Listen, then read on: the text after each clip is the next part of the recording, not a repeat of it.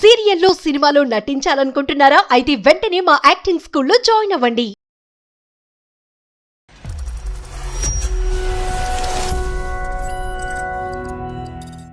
అక్క పెళ్లికి కూడబెట్టిన డబ్బులు సార్, బంగారం కూడా పోయింది సార్. అయ్యో మరి పోలీస్ కంప్లైంట్ ఇవ్వలేదమ్మా? మా తమ్ముడు మీద మేమే పోలీస్ కంప్లైంట్ ఇవ్వలేదు కదా సార్. పెళ్లి దగ్గర పడుతుంది, ఇంకా ఇంట్లో డబ్బు కనపడకపోవడంతో టెన్షన్స్ తో మా నాన్నగారికి హార్ట్ స్ట్రోక్ వచ్చింది మేడం. ఇంట్లో అక్క బెట్టింగ్స్ చేసి ఇట్లా లాస్ అయ్యాడక్క. ఫస్ట్ 2 lakhs వచ్చాయి, బెనిఫిట్ వస్తుంది కదా, అట్లాగే కంటిన్యూ చేశాడక్క. ఇంకా వేరే వాళ్ళ దగ్గర, మా లాంటి వాళ్ళ దగ్గర మా డబ్బులు తీసుకొని ఇప్పుడు లాస్ అయ్యాడక్క. ఇంకా ఇంట్లో డబ్బులు తీసుకొని అలా వెళ్ళిపోయాడక్క అనేది చెప్పారు సార్. నేను హాస్పిటల్ నుంచి మాట్లాడుతున్నాను. నా పేరు డాక్టర్ కళ్యాణ్ చక్రవర్తి. మీ నాన్నగారు విషయం మీకు తెలుసా? సార్ ఇప్పుడు ఎలా ఉంది సార్ నాన్నకు? అక్కడి నుంచి అడుగుతారా?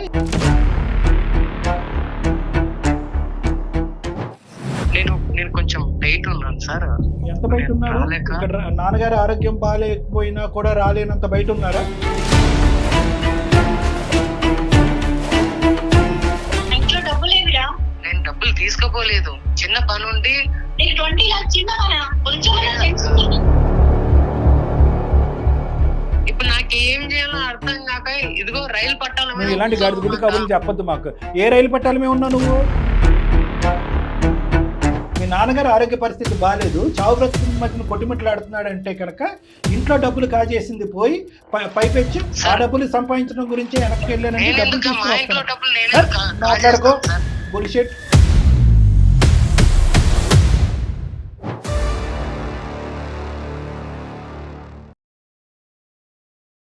సుమన్ టీవీ అందమైన జీవితం కార్యక్రమానికి స్వాగతం. ప్రస్తుతం మనతో పాటు ఉన్నారు ప్రముఖ సైక్రటిస్ట్ డాక్టర్ కళ్యాణ్ చక్రవర్తి గారు. డాక్టర్ గారు నమస్తే. మేడం నమస్తే. సింధు అని ఒక అమ్మాయి మనకి మెయిల్ చేసింది సార్. మేడం, వాళ్ళ బ్రదర్ చేసినటువంటి ఒక చిన్న తప్పు ఆ కుటుంబం మొత్తాన్ని సఫర్ చేస్తోంది ఈ రోజు. అసలు ఏం తప్పు చేశాడు, ఆ ప్రాబ్లం ఏంటి, ఆమె మాటలోనే విందాం. తప్పకుండా మేడం. హలో హలో, నమస్తే అండి, సింధు గారా? ఎవరు? నేను నిరుపమ, సుమన్ టీవీ అందమైన జీవితం కార్యక్రమం నుంచి కాల్ చేస్తున్నానమ్మా. మీరు మాకు మెయిల్ చేశారు కదా? అవును మేడం, అవును, థ్యాంక్ యూ మేడం. అమ్మ, నాతో పాటు డాక్టర్ కళ్యాణ్ చక్రవర్తి గారు కూడా ఉన్నారు. అసలు ఏంటి మీ ప్రాబ్లము? మీ బ్రదర్ ఏదో తప్పు చేశాడు అని అంటున్నారు. ఏం తప్పు జరిగింది? మీ ఫ్యామిలీ మొత్తం దానివల్ల ఎందుకు సఫర్ అవుతోంది? మొత్తం డీటెయిల్డ్గా చెప్పండి అమ్మా. Okay madam. నమస్తే అమ్మా. నమస్తే సార్. మొత్తం అంతా కూడా డీటెయిల్డ్ గా చెప్పమ్మా, ఏమైంది? మా ఫ్యామిలీ వచ్చేసి విలేజ్ లో ఉంటాం సార్. జాబ్ పర్పస్ లో హైదరాబాద్ రావడం జరిగింది సార్. నైస్. మా నాన్న కాంట్రాక్ట్ బేసిక్ లో ఎంప్లాయ్ సార్. కాంట్రాక్ట్ బేసిస్ మేము ముగ్గురం సార్. ఒక అక్క ఒక తమ్ముడు సార్. అక్క ఇంటర్మీడియట్ అయిపోయింది సార్. మా జాబ్ చేసి పెళ్లి ఫిక్స్ అయిందని ఇప్పుడు మా జాబ్ మానేసింది సార్. తమ్ముడేమో బీటెక్ 4th year సార్. నేను ఎంటెక్ అయిపోయి నేను జాబ్ చేస్తున్నాను సార్. నువ్వు అక్క చదువు ఆపేసింది, అక్క పెళ్లి అయింది, కానీ నువ్వు ఎంటెక్ కంటిన్యూ చేస్తున్నావు, బ్రదర్ బీటెక్ 4th year. అక్క పెళ్లి కాలేదు సార్. అక్క పెళ్లి ఫిక్స్ అయింది 27 బ్యాక్. ఎంగేజ్మెంట్ అయిపోయింది సార్. 10 days తర్వాత పెళ్లి పెట్టుకున్నాం సార్. ఇంక ఈ రోజు నుంచి 10 రోజుల్లో పెళ్లి ఉందమ్మా? అవును సార్. ఈ టైంలో మీరు మాకు ఫోన్ చేశారు, చెప్పండి. నేను చాలా ప్రాబ్లమ్ లో ఉండి చేశాను సార్. తప్పని పరిస్థితిలో కాంటాక్ట్ అవ్వాల్సి వచ్చింది సార్. చెప్పమ్మా. యాక్చువల్లీ మా ఫ్యామిలీ సుమన్ టీవీ షోస్ చూస్తుంటారు, కానీ నేను కూడా ఇలా నా పర్సనల్ విషయంలో ప్రాబ్లమ్ లో కనెక్ట్ అవ్వాల్సి వస్తుందని అసలు మీరు అనుకోలేదు. పర్సనల్ గా నేను రావాల్సి వస్తుంది అనుకోలేదు. ఎవరు అనుకోరు మేడం, మనం వచ్చేంత వరకు పాపం. సరేనమ్మా, సమస్య పరిష్కారం కావాలి, వచ్చారా లేదా అన్నది ఇర్రెలెవెంట్. చెప్పండి అమ్మా. మేడం, మ్యారేజ్ సెటిల్ అయిపోయింది. అయితే మా నాన్నగారు కూడబెట్టిన డబ్బు కోసం నేను చూస్తుంటే డబ్బు ఇంట్లో లేదు మేడం. అయితే మా నాన్నగారికి టెన్షన్స్ అలా పెట్టుకుని పెళ్లి దగ్గర పడుతుంది, ఇంకా ఇంట్లో డబ్బు కనపడకపోవడంతో టెన్షన్స్ తో మా నాన్నగారికి హార్ట్ స్ట్రోక్ వచ్చింది మేడం. నాన్నగారికి ఆ టెన్షన్ వల్ల హార్ట్ స్ట్రోక్ వచ్చింది సార్. హాస్పిటల్లో అడ్మిట్ అయి ఉన్నారు. ఆపరేషన్ చేయాలంటున్నారు సార్. బైపాస్ సర్జరీ చేయాలన్నారమ్మా? అవును సార్. ఓకే, కాదు డబ్బులు ఎవరు డబ్బులు అమ్మా ఇవి? నాన్నగారు కూడబెట్టిన డబ్బులు, పెళ్లి గురించి, అక్క పెళ్లి గురించి. అక్క పెళ్లికి కూడబెట్టిన డబ్బులు సార్, బంగారం కూడా పోయింది సార్. ఏంటమ్మా, ఎంత అమౌంట్? 20 lakhs sir. బంగారం అమ్మా? ఒక 4 తులాలు ఉంటుంది సార్. అయ్యో, మరి పోలీస్ కంప్లైంట్ ఇవ్వలేదమ్మా? పోలీస్ కంప్లైంట్ అంటే మా తమ్ముడు కదా సార్, మా తమ్ముడు మీద మేమే పోలీస్ కంప్లైంట్ ఇవ్వలేము కదా సార్. అంటే మీ తమ్ముడే తీసుకెళ్ళాడా వాటిని? అవును మేడం. మేము మాకు ఎలా తెలిసిందంటే వాడు ఇంట్లో కనపడట్లేదు మేడం. వాడికి ఫ్రెండ్స్ కి కాంటాక్ట్ అయితే వాళ్ళ ఫ్రెండ్స్ అక్క వాడు బెట్టింగ్స్ చేసి ఇట్లా లాస్ అయ్యాడక్క, ఫస్ట్ 2 lakhs వచ్చాయి, అదే బెనిఫిట్ వస్తుంది కదా అనేసి ఇట్లాగే కంటిన్యూ చేశాడక్క. ఇంకా వేరే వాళ్ళ దగ్గర మా లాంటి వాళ్ళ దగ్గర డబ్బులు తీసుకుని అలా బెట్టింగ్స్ ఆడాడక్క. ఇక డబ్బులు లాస్ అయ్యాడక్క, ఇంకా ఇంట్లో డబ్బులు తీసుకొని అలా వెళ్ళిపోయాడక్క అనేసి చెప్పారు సార్. అయ్యయ్యో, కాదమ్మా ఇవన్నీ మీకు చెప్పింది ఎవరు? వాళ్ళ ఫ్రెండ్స్ సార్, వాడి ఫ్రెండ్స్ చెప్పారు నాకు. మీకు ఇంత జరుగుతున్నా కూడా మీకు ఎవరికి సస్పిషన్ రాలేదమ్మా, డౌట్ రాలేదా? సార్ మా తమ్ముడు మీద మాకు డౌట్ ఎలా వస్తుంది సార్. అంతేలే, అది కూడా నిజమే. సరేలేమ్మా. కాదు ఇప్పుడు అంటే అప్పులు చేశాడు అని అంటున్నారు, అదే మాత్రం చేసి ఉండొచ్చు, తీర్చాడా లేదా? లేదు సార్, లేదు. అప్పుల వాళ్ళు కూడా వచ్చి అడుగుతున్నారు సార్. మాకు ఏం చేయాలో అర్థం కావట్లేదు. ఇటు చూస్తే తమ్ముడు ఉన్నాడు సార్, ఇటు మేము ఆడపిల్లలం అయిపోయినాం. మా అక్క పెళ్లి ఫిక్స్ అయింది. అబ్బాయి వాళ్ళకి తెలిస్తే అసలు వాళ్ళు పెళ్లి కూడా ఒప్పుకుంటారో లేదు సార్ మా ఫ్యామిలీ ఇలా అనేసి. నెక్స్ట్ నేను కూడా ఒక ఆడపిల్లనే కదా సార్. మళ్ళీ నా పెళ్లి విషయంలో కూడా అన్నిటికంటే ముఖ్యం నాన్నగారు హాస్పిటల్లో అడ్మిట్ అయ్యి ఉన్నారు, అతనికి సర్జరీ ఫిక్స్ అయ్యి ఉంది, అతని ప్రాణాల మీదకి వచ్చినటువంటి అంశం. ఈడేమో ఇంత బుర్ర తక్కువ పని చేశాడు. అమ్మ ఇప్పుడు వీడికి తెలుసా నాన్నగారికి ఒక హార్ట్ ప్రాబ్లం ఉంది, అంతకు ముందు నుంచే ఉందా లేదంటే ఇప్పుడు సడన్ గా వచ్చిన హార్ట్ ప్రాబ్లం ఇది? నాన్నగారికి హార్ట్ ప్రాబ్లమ్ వీడు వెళ్ళిపోయాక, మా తమ్ముడు వెళ్ళిపోయాక టెన్షన్ తట్టుకోలేక హార్ట్ వచ్చింది. లాక్స్ అడుగుతున్నారు సార్ సర్జరీకి. ఇప్పుడు నేను ఎక్కడి నుంచి తేవాలో నాకు అర్థం కావడం లేదు సార్. నేను మామూలు ఎంప్లాయ్ సార్. అసలు ఫోన్ చేస్తే కట్ చేసి పడేస్తున్నారు, లిఫ్ట్ కూడా చేయడం లేదు, ఒక్కోసారి కనెక్ట్ కూడా కావడం లేదు సార్. కాదు మరి వాళ్ళు ఎవరో ఫ్రెండ్స్ వాళ్ళు ఉన్నారు కదా, వాళ్ళ ద్వారా పట్టుకోలేకపోయారా? వాళ్ళకి కూడా తెలియదు అంటున్నారు సార్. మాకు కూడా తెలియదు అక్క అంటున్నారు సార్. సో ఈ అంటే మనకు ఉన్న అనుమానం నిజం కాకూడదని నేను అనుకుంటున్నాను. 20 లక్షలు కూడా ఆవిరైపోయి ఉంటాయిగా. లేదంటే ఫోన్ ఎందుకు ఎత్తాడు? ఉండుంటే కనుక ఫోన్ ఎత్తుండేవాడు, లేదంటే ఒక 10 రూపాయలు దానికి యాడ్ అయ్యి ఉంటే ఇంకా ఆనందంగా ఫోన్ ఎత్తటం ఏంటి, మీకే ఫోన్ చేసి ఉండేవాడు. ఇగో 20 లక్షలు 21 లక్షలు చేశానని చెప్పి. ఇది కూడా ఆవిరయ్యి ఉంటాయి కదమ్మా. ఇప్పుడు వాడు దొరికితే ఎంత, దొరకపోతే ఎంత, అసలు ఏం జరిగిందో తెలుసుకుంటే మంచిది. అంతకంటే మనం చేయగలిగేది ఏముంది ఇక్కడ? సరే, నా అనుమానాలు వెళ్ళిపోవడము, డబ్బులు కనిపించకపోవడం కూడా అది కొంచెం అనుమానంగా ఉంది సార్. కానీ వాడు కనీసం ఫోన్ ఎత్తినా ఏంటి విషయం అనేది తెలిసేది సార్. అలా కదమ్మా, నీకు అప్పుల వాళ్ళు అడిగేటటువంటిది ఒక సబ్జెక్ట్ అయితే కనుక, ఆల్రెడీ తీసుకున్నటువంటి అప్పుల గురించి, ఇంట్లో పోయినటువంటి డబ్బులకు కూడా మీ బ్రదరే కారణం అనేటటువంటి విధంగా మనకి ఏమైనా డైరెక్ట్ ఎవిడెన్స్ కానీ ప్రూఫ్ గానీ ఉందా? వాళ్ళ ఫ్రెండ్స్ చెప్తున్నారుగా ఇంట్లో డబ్బులు కూడా తీసుకొని వెళ్ళిపోయాడు సార్. అది ఎవరు చెప్పారు అది మీకు? ఇంట్లో డబ్బులు కనపడడం లేదు సార్. ఇంట్లో కూడా ఎవరు రాలేదు సార్. డబ్బులు కనపడట్లేదు, వాళ్ళ ఫ్రెండ్స్ కూడా చెప్పారు. మనం ఏంటంటే ఈ కొలాటరల్ ఎవిడెన్స్ బట్టి ఈ డబ్బులు కూడా మీ బ్రదరే తీసుకెళ్ళి ఉండొచ్చు అనే ఆలోచనతోనే గానీ డైరెక్ట్ గా మీ బ్రదర్ తీసుకెళ్ళినట్టుగా మీకు ఎవరు చెప్పలేదు. ఫ్రెండ్స్ చెప్పారంట. చెప్పారా? అబ్బాయి ఫ్రెండ్స్ వాళ్ళ ఫ్రెండ్స్ చెప్పారా ఈడు 20 లక్షలు ఈడే తీసుకొచ్చాడని? చెప్పారు సార్. వాళ్ళు చెప్పారు, వాళ్ళ ఫ్రెండ్స్ చెప్పారు సార్. మళ్ళీ మేము ఫోన్ చేస్తే కూడా వాడు కనెక్ట్ అవ్వట్లేదు సార్. మరి వాడు అప్పులు చేస్తే కనీసం ఫోన్ చేస్తేనే లిఫ్ట్ చేసి చెప్తాడు కదా. ఇంట్లో డబ్బు తీసుకెళ్లాడు కాబట్టి అన్ని ఎవిడెన్సెస్ అగైనెస్ట్ అమ్మా. ఇంకా క్లియర్ కట్ గా ఇంకేముంది? అయితే ఇప్పుడు ఎందుకమ్మా మాకు చేయడానికి కారణం ఏంటి? ఈ రోజు ఫస్ట్ ఆఫ్ ఆల్ నాన్న ఆరోగ్య పరిస్థితి ఎలా ఉంది? సర్జరీ ఎప్పుడు పోస్ట్ చేశారు? ఇప్పుడు అర్జెంట్ గా చేయాలంటున్నాను సార్. ఫోన్ కలిపితే ఎలాగా కట్ చేస్తున్నాడు, మరి మమ్మల్ని చేయమంటారా? చేయండి సార్. సార్ నాకు ఎన్నో ప్రాబ్లమ్స్ కి సొల్యూషన్ నేను చూసాను సార్. మీరు సొల్యూషన్స్ ఇవ్వడం, నాకు కూడా ఏదో ఒక సొల్యూషన్ దొరుకుతుందని నమ్మకంతోనే ఫోన్ కనెక్ట్ అయ్యాను సార్. అవును, అంతవరకు బాగానే ఉందమ్మా. కానీ ఈ ఇక్కడ ఏంటంటే మిగతా అన్ని సందర్భాల్లో మనం సొల్యూషన్ చూపెట్టాము, చాలా మందికి ఒక ఆస్కారం ఒక పరిష్కారం కూడా చూపెట్టాం. కానీ ఇక్కడ ఏంటంటే కుర్రోడు 4th year బీటెక్, మా అయితే 2021 ఉంటాయి, ఆ డబ్బులు కాస్త ఆవిరైపోయి ఉంటాయి. ఏమైంది అనేటటువంటి అంశం గురించి మాట్లాడచ్చేమో కానీ ఇదిగో అక్క పోయిన డబ్బులు ఇదిగో అని తిరిగి ఇవ్వటానికి అవకాశాలు ఎన్నున్నాయి, ఎంతవరకు అనేటటువంటిది నా అనుమానం నాకుంది. ఎటొచ్చి ఆ కారణం తెలుసుకోవటం, వాడికి బుద్ధి వచ్చేటట్టు చేయటం, వాడిని ఏదైనా రీహాబిలిటేషన్ ట్రీట్మెంట్ చేయటం వరకు ఒక ఎత్తు.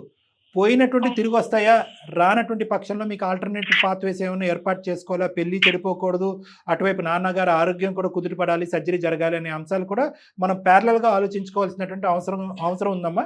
ఎందుకంటే ఇతను మళ్ళీ ఒక మూటలో డబ్బులు కట్టుకుని తీసుకొస్తాడనేటటువంటి ఆలోచన నమ్మకం నాకైతే లేదు, నిరుపమ మేడం కూడా 100%. అసలు బెట్టింగ్ యాప్స్ లో పోగొట్టుకున్న వాళ్ళు ఎవ్వరికి కూడా డబ్బులు తిరిగి వచ్చే క్వశ్చనే లేదు. మేము ఎన్నో చూస్తున్నాం, ఎందుకంటే రోజు న్యూసే కదా సార్ అంతే చేసేది. మేడం అంతే. ఇదొక వ్యసనం, ఇదొక జబ్బు. మనుషులు చనిపోయినా, ఆస్తిపాస్తులు పోయినా కూడా వాళ్ళు పోగొట్టుకున్న చోటే గెలవాలి అని చెప్పి అదే పనిగా ఆడుతూ ఉంటారు. ఈ ఏవైతే కనుక ఈ యాప్లు, ఈ వెబ్సైట్లు ఉన్నాయో వాళ్ళ కుటుంబాల్ని వీళ్ళు పోషిస్తూ ఉంటారు. అంతే, మన కుటుంబాలు నాశనం అవుతూ ఉంటాయి, వాళ్ళ కుటుంబాలని పోషిస్తూ ఉంటారు. అంతకు మించి ఏమీ లేదు. కాబట్టి మీరు దయాగుణంతో మా తమ్ముడు మళ్ళీ వెనక్కి రావాలి అనే ఆలోచనతో ఉన్నా కూడా ముఖ్యంగా మీరు ఆలోచించవలసింది ఏంటంటే, ఈరోజు మా ఫోన్ కాల్ ఎత్తితే కనుక తక్షణ కర్తవ్యంగా అతను సముదాయించో, బతిమాలో, కాళ్ళ వేలో పడో అతనికి ట్రీట్మెంట్కి తీసుకెళ్ళడానికి ప్రయత్నం చేయండి. ముందు అది చాలా ఇంపార్టెంట్. ఎందుకంటే ఇలాంటి గ్యాంబ్లర్స్కి చాలా చక్కటి ట్రీట్మెంట్ ఉంది, రీహాబిలిటేషన్ సెంటర్స్ కూడా ఉన్నాయి. దాని గురించి తర్వాత మాట్లాడదాం. మహానుభావుడు ఫోన్ ఎత్తితే. సరే, మీ బ్రదర్ పేరేంటమ్మా? అన్వేష్ సార్. ఒకసారి నెంబర్ చెప్తే మేము కాంటాక్ట్ చేస్తామమ్మా. ఒక్కసారి మీరు లైన్లో ఉండండి, కనెక్ట్ చేస్తాం. Okay madam. లైన్లో ఉండండి అమ్మా. నెంబర్ ఇవ్వండి మేడంకి. నెంబర్ ఇస్తే కనుక మేడం డైల్ చేస్తారు, కాన్ఫరెన్స్ కాల్ కలుపు. Okay madam. చెప్పండి అమ్మా.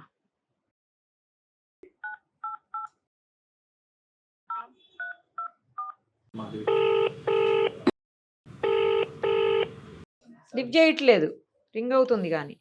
అదే మేడం, నాకు కూడా లిఫ్ట్ చేయట్లేదు మేడం. ఇద్దరు ఎవరిదో ఒకళ్ళ ఫోన్ ఇవ్వండి, మీ ఫోన్ నుంచి ట్రై చేద్దాం. అమ్మా, ఈ నెంబర్ నుంచి కూడా లిఫ్ట్ చేయట్లేదమ్మా.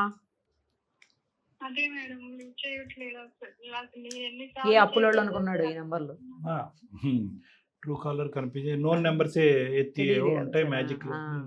అన్నిటిలో ముదిరిపోయి చేయట్లేదమ్మా. ఒక 2 నిమిషాలమ్మా, మళ్ళీ ట్రై చేసి చూస్తాను. నేను టైమ్స్ ట్రై చేసి ఒకప్పుడు కనెక్ట్ అవుతే నీకు కనెక్ట్ చేస్తాను. కాసేపు ఉండమ్మా, లైన్ లో ఉండండి మీరు. ఒకసారి మీ ఫోన్ ఇవ్వండి సార్, మీ ఫోన్ నుంచి కూడా ట్రై చేద్దాం. నాదైతే తెలిసిపోతుంది సుమన్ టీవీ అని వచ్చేస్తుంది, మీదైతే డాక్టర్ అని వస్తుంది కాబట్టి. హలో అన్వేష్.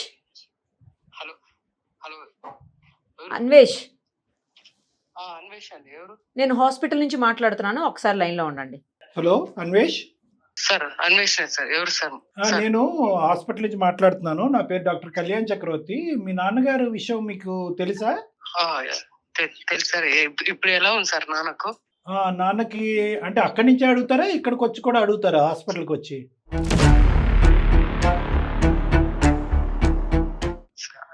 నేను కొంచెం బయట ఉన్నాను సార్. ఎంత బయట ఉన్నారు? ఇక్కడ నాన్నగారు ఆరోగ్యం బాగాలేకపోయినా కూడా రాలేనంత బయట ఉన్నారా?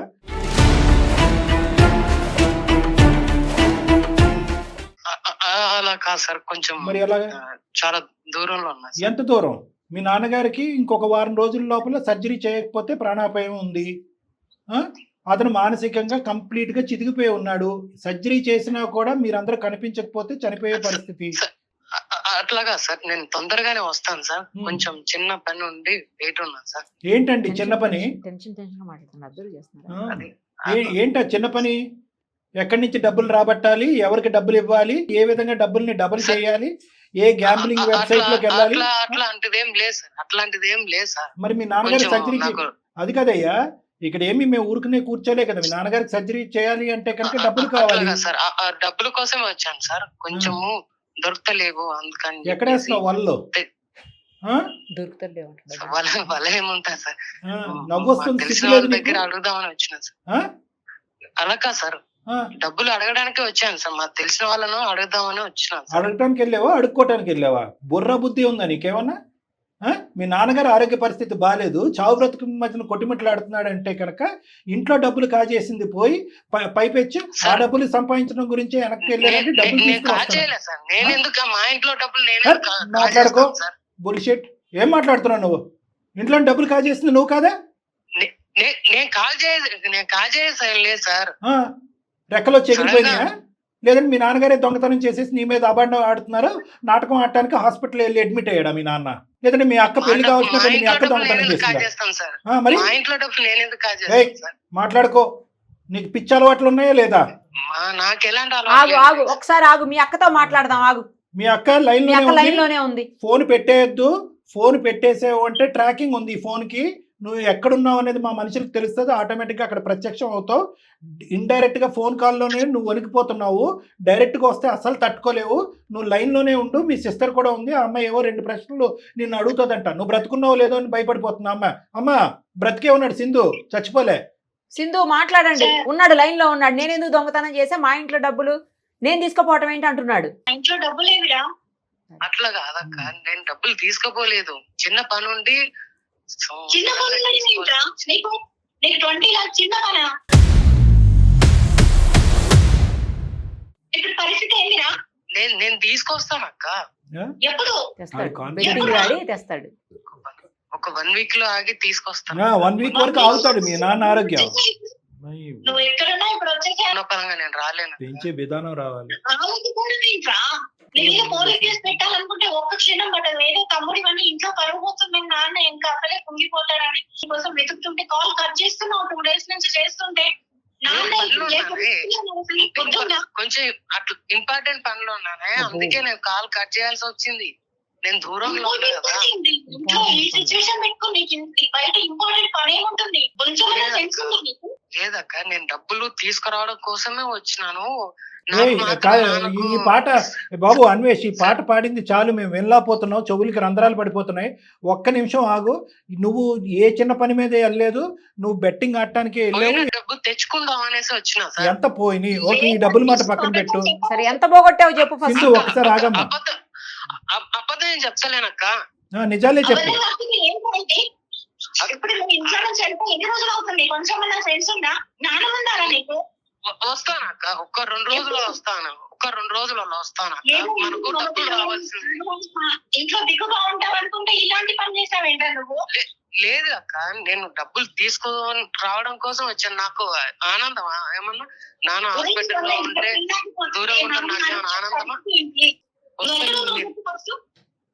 నేను కొంచెం దూరంలో ఉన్నాను. అమ్మమ్మ ఒక్క నిమిషం సింధు ఒక్క నిమిషం ఆగమ్మా. అతను ఎక్కడున్నాడు అంటే కనుక పలానా అడ్రస్ ని లొకేషన్ షేర్ చేస్తాడు అనుకున్నావు. నీతో ఇన్ని రోజులు బట్టి ఫోన్ ఎత్తున్నాడు, నువ్వు అడగటం బానే ఉంది, అతను అలాగే ఉంది. ఉండు, ఒక 2 నిమిషాలు ఆగు. అమ్మ ఉండయ్యా, ఎక్కడ నువ్వు వచ్చేది గడుగుడ్డు? ఎక్కడికి వస్తావు నువ్వు? వారం రోజులు ఆగి వస్తావా? దేనికి వస్తావు? మీ నాన్నగారు ఏం చూడాలని వస్తావు? మీ నాన్న వారం రోజులు మించి బతకడు, సర్జరీ అయిపోతాయని చెప్పి డాక్టర్స్ చెప్పారు మాకు. లేదు సార్, డబ్బులు తీసుకురావడం కోసం వచ్చాను. అవి అమౌంట్ నాకు రావాల్సి ఉంది సార్. బ్యాంక్ లో ఉన్నాయి, డ్రా చేసి తెచ్చేయ్. సర్జరీ చేయించడం కోసం, అక్క పెళ్లి కోసం అనేసి చూస్తున్నాను. బాబు ఉండు, విను. నువ్వు వినటం కూడా అలవాటు చేసుకో. నీకు ఎక్కడైనా కూడా కొద్దిపాటి బాధ, భయము, భక్తి, కనికరం ఏమన్నా ఏ కోసానన్నా ఉందా? ఈ రోజు మీ నాన్నగారు ఎంత కుంగిపోతారో తెలుసా? ఈ విషయం తెలిస్తే మీ నాన్నగారు ఈ పూర్తి వివరాలు తెలియవు. నేను బెట్టింగ్ నేను ఆడాను మేడం, అనుకోకుండా అది జరిగిపోయింది. అది నేను ఏంటి ఎలా అనుకోకుండా ఏం జరిగిపోయిందో కూడా చెప్తే కనుక మేము కూడా ఆలోచించి దాన్ని బట్టి ఏంటో ఆలోచిస్తాం. అసలు అనుకోకుండా బెట్టింగ్ ఎలా జరిగిపోయింది? అట్లాగా సార్. మామూలుగా అయితే మా ఫ్రెండ్స్ మొదట బెట్టింగ్ ఆడేవాళ్ళు సార్. నాకు అలవాటు లేదు. ఆ తర్వాత వాళ్ళకు డబ్బులు కొంచెం వస్తున్నాయి చక్కగా, నా కళ్ళ ముందే చక్కగా బైక్స్ కొంటున్నారు, చక్కగా బాగా పాజిటివ్ తిరుగుతున్నారు. సరే, మనం కూడా కొంచెం బెట్టింగ్ వేస్తే కొంత అమౌంట్ వస్తుంది కదా, చాలా రోజుల తర్వాత నాకు వేయాలనిపించింది. ఇంట్లో సిస్టర్ ఉంది కదా, తనకు కూడా ఎంతో కొంత అమౌంట్ ఇస్తే నేను కూడా హ్యాపీగా ఫీల్ అవుతాను కదా అని చెప్పేసి ఫస్ట్ టైం వేసినప్పుడు మనకు మంచిగానే వచ్చింది అక్క. సడన్ గా ఎక్కువ మొత్తంలో వేసాను, లాస్ వచ్చింది. దానికి కప్పిపుచ్చడానికి వేరే వారి దగ్గర అప్పు చేయాల్సి వచ్చింది. మళ్ళా ఆ డబ్బును సంపాదించడానికి మళ్ళీ బెట్టింగ్ వేయాల్సి వచ్చింది. ఇట్లా టోటల్ గా మొత్తం 20 lakhs అయిపోయి అందరు ఇంటి మీదకి వస్తాము, గట్టిగా వస్తాము, వీధిలో వాళ్ళందరి ముందు మనం చిల్లర అయిపోతాము, మన పరువు తీసేసి మాట్లాడతారు. మళ్ళా పెళ్లి వాళ్ళకి తెలిసిందంటే మీ అబ్బాయి ఇలాంటి వ్యక్తి కదా అని చెప్పేసి అక్క పెళ్లి ఆగిపోతుంది అని చెప్పేసి సడన్ గా ఇంట్లో 20 lakhs కనిపిస్తే అది మొత్తం ఇచ్చేసిన తర్వాతనే నాకు ఏం చేయాలో అర్థం అయితలేదు. ఇప్పుడు నాకు చచ్చిపోవాలని ఉంది, ఇప్పుడు నాన్నకేమో హెల్త్ బాగాలేదు, పెళ్ళేమో ఆగిపోయేలా ఉంది. ఇప్పుడు నాకు ఏం చేయాలో అర్థం కాక ఇదిగో రైలు పట్టాల మీద కూర్చొని ఉన్నాక పర్లేదు, బాగా గట్టిగా కాకపోతే వినిపిస్తున్నాయి ఇప్పటికీ- కానీ ట్రైన్ సౌండ్లు. నువ్వు ఇలాంటి గడిది గుడ్డు కబుర్లు చెప్పొద్దు మాకు. ఏ రైలు పట్టాల మీద ఉన్నావు నువ్వు? ఏం నాటకాలా? ఆ? సార్ ఆ, మరి నేను 20 లక్షలు పోయినట్టేనా గాయబా? తెలిసిన వాళ్ళు కొంచెం సర్దుబాటు చేస్తాం అంటున్నారు, అందుకనేసి నేను అడిగే ప్రశ్నకి సూటుగా సమాధానం చెప్పు. 20 లక్షలతో బెట్టింగ్ ఆడేవా, అప్పులు తీర్చేవా? 20 లక్షలు ఇంట్లో పోగొట్టుకున్నటువంటి పెళ్లికి సర్జరీకి ఉండవలసినటువంటి 20 లక్షలు ఏమైనాయి? అది బెట్టింగ్, అది అప్పు వాళ్ళకి ఇచ్చేసాను బెట్టింగ్ అప్పులు రెండు రెండు కలిపి చెరి చేశాడు. సమానంగా పనిచేసావు. ఓకే, ఒక సర్జరీ అయిపోయింది, ఒక పెళ్లి అయిపోయింది, ఇంటి పరువు రోడ్డు ఎక్కింది. సిగ్గులేదు. సార్. నేను కావాలని చేసింది కాదు ఆ, సార్. మరి నా ఇంటి అందరు మీదకి చేతులు వచ్చి, పట్టుకుని వెళ్ళి కంప్యూటర్ ముందు కూర్చోబెట్టి నీ చేతుల చేత బలవంతంగా బటన్లు చేయించారు. నొక్కించేశారు బలవంతంగా. అలా కాదు సార్, ఆ. నేను కావాలని చేసింది కాదు సార్. ఆ, వాళ్ళు సడన్ గా ఫోన్ చేసి బెదిరించారు, ఆ, మీ ఇంటి మీదకి వస్తాము, ఇంట్లో అంతా మనం చిందర తవ్వుకున్న బందర గొయ్యేగా. చేసేస్తాము, ఉమ్. నోటుకు ఎంత వస్తే అంత మరి మాట్లాడేసరికి ఎంత వచ్చినా ఎంత కడుపు నొప్పి ఎవడది? వాడు డబ్బులు నీకు అప్పు ఇచ్చినాడు, కడుపు నొప్పి.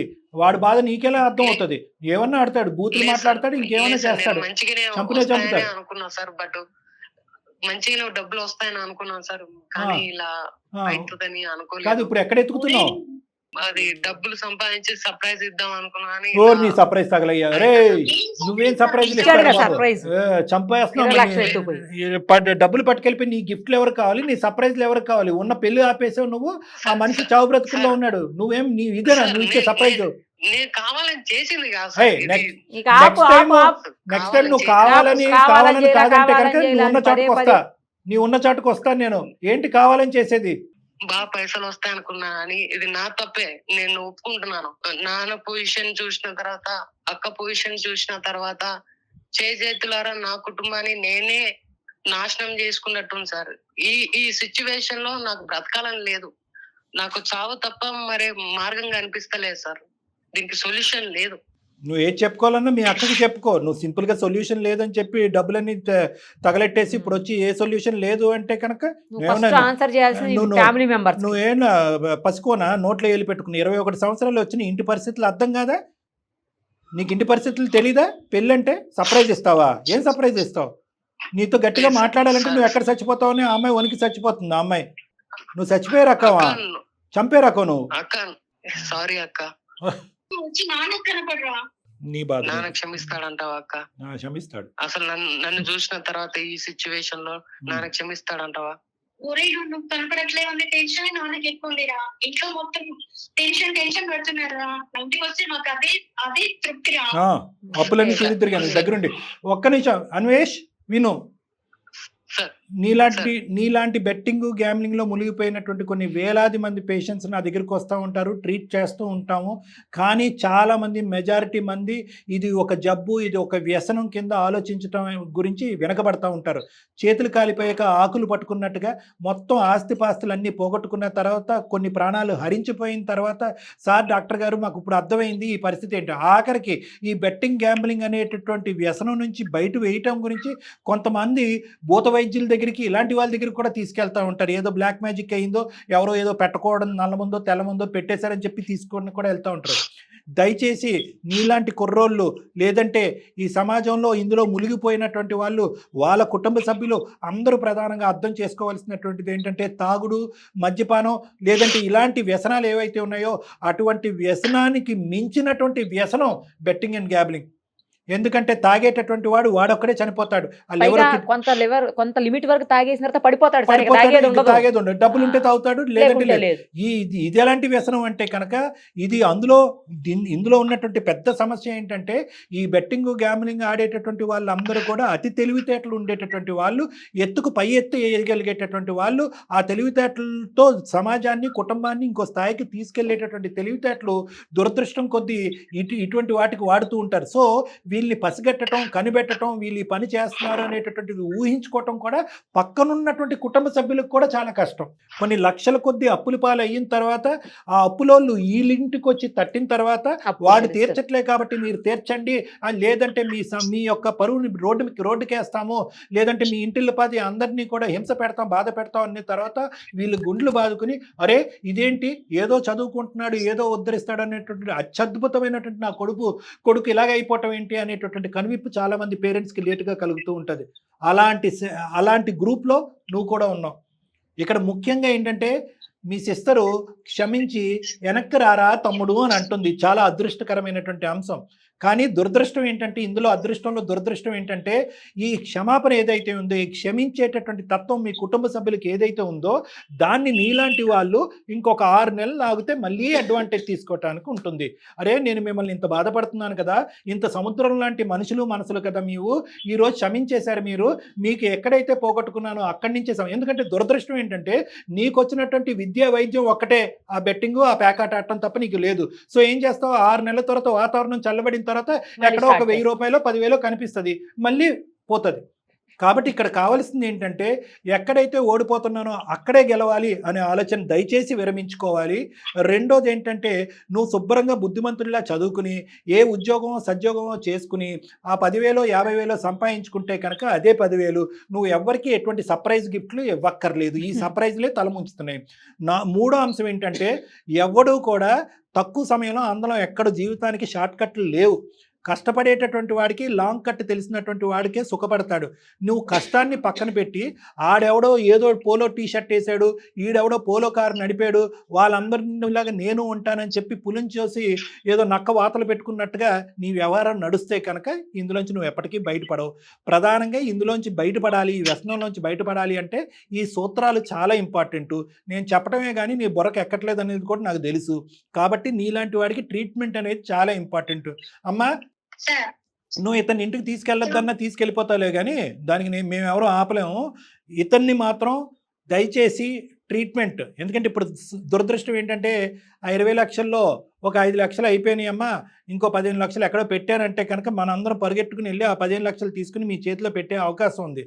మనోడు 20 లక్షలు ఇంకా బంగారం సంగతి తాగలే. బంగారం నీ ఒంటి మీద ఉందా, వేరే వాడి ఒంటి మీద ఉందా? నా దగ్గర లేదు సార్. లేదా? అది కూడా అయిపోయింది. తాకట్టు పెట్టినాను. తాకట్టు పెట్టాడంట. నువ్వు ఎన్ని ప్రశ్నలు అడిగినా అతని దగ్గర నుంచి వచ్చేది ఒకే సమాధానం, సారీ అక్క తెలియక చేశాను, మళ్ళీ చేయను అనే మాట అయితే రావట్లేదు. మనకు పాయింట్ ఏంటంటే, నాన్నగారు క్షమిస్తాడా, నాన్నగారు మళ్ళీ స్వీకరిస్తారా, నాన్నగారు నన్ను ముద్దాడతాడా అని అంటున్నాడే కానీ, నాకు బుద్ధి గడ్డి తిన్నది, నేను తెలియక ఒక తప్పు చేశాను, మళ్ళీ రిపీట్ అవుతానేమో. సారీ అక్క, నా తప్పే, నన్ను క్షమించు, ఎప్పుడు చేయను. అంతకు మించి వాడు చెప్పడానికి ఏం లేదు. ఈసారి వేరేది బెటర్. సింధు గారు, జాబ్ చూసుకుంటాను. మీరు మీ బ్రదర్ ని తీసుకొని ఒకసారి సార్ దగ్గరికి రండి. ఆ ట్రీట్మెంటే కరెక్ట్ అతనికి. స్ట్రైట్ ఫార్వర్డ్ క్వశ్చన్, తెలివైన వాడు. ఏమైనా బ్యాక్లాగ్స్ ఉన్నాయి, ఏం లేవా? ఒకటి ఉంది సార్. ఒకటి ఉంది. ఓకే ఓకే, అది క్లియర్ చేసుకుంటావా? చేసుకుంటాను సార్. నువ్వు చేసిన తప్పేంటో నీకు అర్థమైందా? అర్థమైంది సార్. షార్ట్ కట్ లో డబ్బులు సంపాదించాలని ఆలోచన, నాదే తప్పు. ఎవరికి సర్ప్రైజ్ గిఫ్ట్లు ఇవ్వక్కర్లేదు, పోయిన చోట ఎత్తుక్కోవటం అనేది పిచ్చి పని అనేది అర్థమైందా? అర్థమైంది సార్. పూర్తిగా అర్థమైంది సార్. రైట్. అమ్మ సింధు, సో ఇతను మళ్ళీ వెనక్కి వస్తాడు. I'm very sorry to say అమ్మా. అందమైన జీవితం అనేటటువంటి కొంతమందికి బుద్ధి చెప్పేటటువంటి పరిస్థితి వస్తుంది, కొంతమంది కౌన్సిలింగ్ అనేది చేస్తాము, కొన్ని జీవితాలు నిలబెడతాం కానీ కొన్ని సందర్భాల్లో పోగొట్టుకుని తిరిగి తీసుకునేటటువంటి అవకాశం మన చేతుల్లో లేదు. ఇక్కడ ఏంటంటే, ఇందాకటి నుంచి మీ లోపల కనిపించేటటువంటి ఆ చిన్నపాటి సెల్ఫ్ కాన్ఫిడెన్స్ ఏంటి అంటే, బ్రదర్ వెనక్కి వస్తే సేఫ్గా వస్తే చాలు, బ్రదర్ మారి ఉంటే చాలు, మిగతా అంశాలు నాన్నగారి ప్రాణాలు అనేది మేము కాపాడుకుంటాం, పెళ్ళి ఏదో విధంగా చేస్తాం అనేటటువంటిది ఆ కొద్దిపాటి ధైర్యం మీ మనసులో కనిపిస్తుంది. లేదంటే కనుక మీరు ఇంత స్థాయిలో కూడా మాట్లాడి ఉండేవారు కాదు. ఆ ఏర్పాట్లు అనేవి మీరు చేసుకోండి. బ్రదర్ అయితే ఇంటికి వస్తాడు, కానీ ఇక్కడితో కథ సుఖాంతం అని అనుకోవటానికి లేదు. మీ బ్రదర్కి కూడా ఆ పెళ్ళి ఎంత ఇంపార్టెంటో, మీ నాన్నగారి ఆరోగ్య పరిస్థితి మెరుగుపరచడం అనేది ఎంత ఇంపార్టెంటో, ఇతను మానసిక పరిస్థితిని మార్చేటటువంటి ప్రయత్నం కూడా చేయవలసినటువంటి ఇంపార్టెన్స్ ఇక్కడ కనిపిస్తుందమ్మా. అది అతి త్వరలో మీరు చేయాలనేది నా అభిప్రాయం. తమ్ముడిని తీసుకొస్తాను సార్, ఎలాగైనా మా తమ్ముడిని మార్చి మాకు ఇవ్వండి సార్. తప్పకుండానమ్మా. ఫస్ట్ మీ నాన్నగారి ఆరోగ్యం చూసుకోండి అమ్మా. ఇది వీలైనంత వరకు గోప్యంగా ఉంచండి ఈ అంశాన్ని. ఎందుకంటే పెళ్లి అయ్యి అవతల వాళ్ళకి ఎవరైతే ఇల్లు వేరే ఇంట్లోకి వెళ్ళవలసినటువంటి మీ అక్క గబుక్కని ఈ అవమానంతో వెళ్ళి ప్రయాణం చేసేటట్టయితే కనుక అది మరీ పరువు తక్కువగా అనిపిస్తుంది. ఇలాంటి ఇంట్లో మనం మా అబ్బాయిని ఇస్తున్నాం అనేటటువంటి ఆలోచన, రకరకాల మాటలు రావడానికి అవకాశం ఉంది. గోప్యంగా ఉంచండి, ట్రీట్మెంట్ ఇప్పించండి, పెళ్లికి కావాల్సినటువంటి డబ్బులు ఏర్పాటు చేసుకోండి, తక్షణ కర్తవ్యంగా సర్జరీ కొనసాగించండి అమ్మా. నేను చెప్పినవి అర్థమైనాయి కదా? వేరే సోర్సెస్ కాదు, ఈ ప్రాబ్లమ్స్ నుంచి గట్టెక్కడానికి వేరే సోర్స్ ఉంది కదా మీకు? ఉంది సార్. లోన్ తీసుకుంటేనే ఇంట్లో కూడా కొంచెం గోల్డ్ ఉంది సార్. అది ఇది మన సర్దుబాటు అవుతుందేమో సరే చూస్తాను. అది ఆలోచించుకోండి. కానీ ఇప్పుడు ఆ సోర్సెస్ ఉన్నాయి కాబట్టి చాలా సంతోషం అమ్మా, భగవంతుడు చూపినటువంటి దారి. దయచేసి ఇప్పటికీ కూడా మీ బ్రదర్ని పూర్తిగా నమ్మేటటువంటి అవకాశం లేదు. ఆ సోర్స్ ఆఫ్ ఇన్కమ్స్ ఏవైనా కూడా ఈ మహానుభావుడికి డిక్లేర్ చేయకండి. ఇలా మాట్లాడుతున్నానని ఏం అనుకోకండి. లక్ష పోయిన తర్వాత అమ్మ నీ మీద ఒట్టు నాన్న మీద ఒట్టు అని అంటారు, మళ్ళీ ఒక కట్ చేస్తే మళ్ళీ కొన్ని రోజుల్లో. ఎందుకంటే ఆ వ్యసనం అలాంటి తప్పు మీ తమ్ముడిది కాదు, డబ్బుది ఆ తప్పు, ఆ వ్యసనాన్ని ఆ తప్పు. కాబట్టి ఆల్ సోర్సెస్ ఆఫ్ ఇన్కమ్ అనేది గోప్యంగా ఉంచడానికి ట్రై చేయండి. ఇతనికి పూర్తిగా ట్రీట్మెంట్ వైద్యం జరిగేంత వరకు ఇతనికి financial access including mobile access కూడా లేకుండా, మొబైల్ ల్యాప్టాప్ యాక్సెస్ లేకుండా చూసుకోవటం కూడా చాలా ముఖ్యం. ఓకేనమ్మా, జాగ్రత్త. రైట్ అమ్మా. అర్థమైంది సార్. ఎక్కడి నుంచి లోన్లు వస్తాయన్న ఆస్పెక్ట్ ఒకటే వింటున్నట్టున్నావు, అది వినొద్దు. మిగతా విను, మేము చెప్పినవన్నీ విను. ఓకేనా? ఎలా డబ్బులు వస్తాయని. Okay sir. ఇంట్లోకి ఎలా డబ్బులు వస్తాయని వెయిట్ చేద్దాం. సరే, నువ్వు తొందరలోనే నన్ను వచ్చి కలవాలి. ఓకేనా? Okay sir. నన్ను కాకపోయినా మీ దగ్గరలో ఉన్న సైకాట్రిస్ట్ అన్న కలు, దానికి సంబంధించినటువంటి ట్రీట్మెంట్ కౌన్సిలింగ్ ఉంటుంది అందులో. అది కూడా జత కలిపితేనే నువ్వు గట్టెక్కుతావు. All the best. ఓకేనా? Okay sir. జాగ్రత్త అమ్మ, ధైర్యంగా ఉండు. థ్యాంక్ యూ, బాయ్ అమ్మ. అది సార్ బెట్టింగ్. నిజంగా రోజు చాలా కేసులు వింటున్నాం సార్, కానీ ఇంత దారుణంగా అసలు అమ్మాయి పాపం. ఎన్నో చాలా చక్కటి ట్రీట్మెంట్ వచ్చింది మేడం, చక్కటి ట్రీట్మెంట్ ఉంది, కౌన్సిలింగ్ ఉంది. కానీ దురదృష్టం ఏంటంటే ఏ స్థాయి వరకు ఆ కుటుంబాలు మునిగిపోతాయి అంటే కనుక అదే ట్రీట్మెంట్కి వెళ్ళటానికి కూడా డబ్బులు హెల్ప్ లేనటువంటి పరిస్థితిలో నెట్టివేయబడతాయి ఇలాంటి వాళ్ళ వల్ల. Madam right, thank you. Thank you madam. నమస్తే.